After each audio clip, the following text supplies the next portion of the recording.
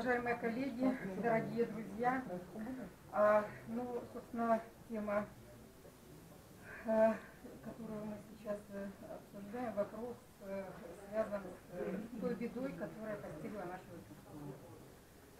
И, вы, наверное, видели по телевидению и видели в любых средствах массовой информации, потому что такой беды у нас еще не было.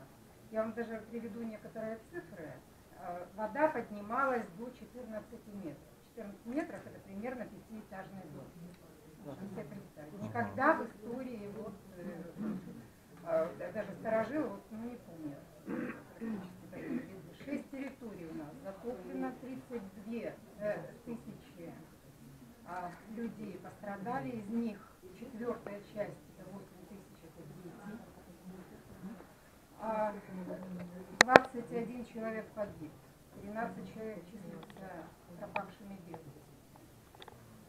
Ущерб, недавно, буквально вчера, наш губернатор был в Москве и подсчитали, предварительный ущерб составляет 29 миллиардов рублей. Наверное, больше. Это, конечно, очень предварительно.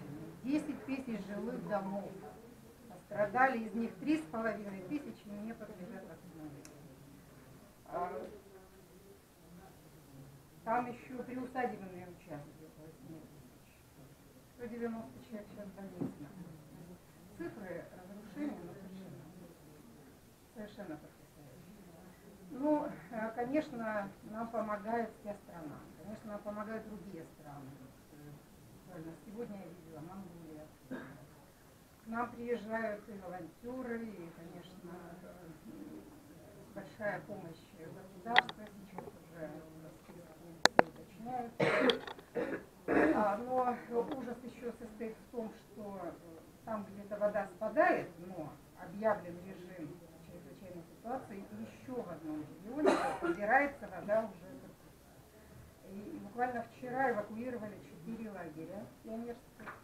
Это уже из-под Иркутска. Вы знаете, Иркутск — это город Шелест. Там несколько территорий подставлено. Что на нас... С одной стороны горит все, с другой стороны тонет. Горело, теперь тоже. Может быть, для равновесия Так что, конечно, беда страшная, поэтому мы делаем все, что можем сами. Мы консолидированы сейчас, вы знаете, я, честно говоря, даже горжусь своими коллегами, своими друзьями, которые выезжают, работают как добровольцы, приносят помощь, и некоторые там практически круглосуточно работают у нас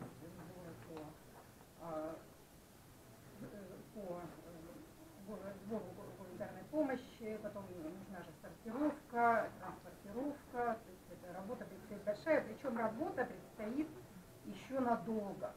Да. И то, что обещает наше правительство, где-то к октябрю, может быть, расселить как-то этих людей. Сейчас, конечно, они все временно где-то устроены.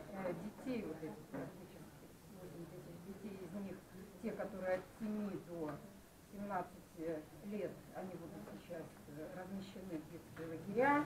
И вот у нас на базе нашего ресурсного центра мы сейчас собираем этих детей, потому что практически все остались без всего. Без всего. В чем были шортики, маечка, снимали с крыш. С такой скоростью подошла. Это не говорить. Это, конечно, неожиданно. Все-таки не так быстро шла. Так что такая беда у нас. Мы говорим о консолидации. Конечно, я думаю, что Республика Саха-Якутия тоже не останется в стороне. И каким-то образом поможет Иркутской области. Поэтому хорошо, спасибо. Все наслышаны, все знают. Объединение предпринимателей, да, всем миром мы уже работали в этом направлении. Конечно, мы в стороне не остались. Да. Ну и женские организации тоже начали, но хорошо. Сейчас. Так у нас и Мацуев собирается провести концерт. И очень много артистов как раз приедут. Конечно, одна страна. Известные какие-то концерты. Ага, спасибо за информацию. Спасибо вам. Ну, уважаемые Внимание. коллеги, проблема, конечно, она близка нам, потому что мы сами Да, себе, Лев наша здесь был, республика, да. да, Вот через год да. кто-нибудь, да? Так что то, что мы В этом сегодня году тихо принимаем решение принятия обращения ко всем общественным, к общественности об оказании помощи пострадавшим от паводка в Иркутской области, это для нас не ново, да? И текст зачитывать надо или не надо? Нет, не надо. А ну там уже текст есть.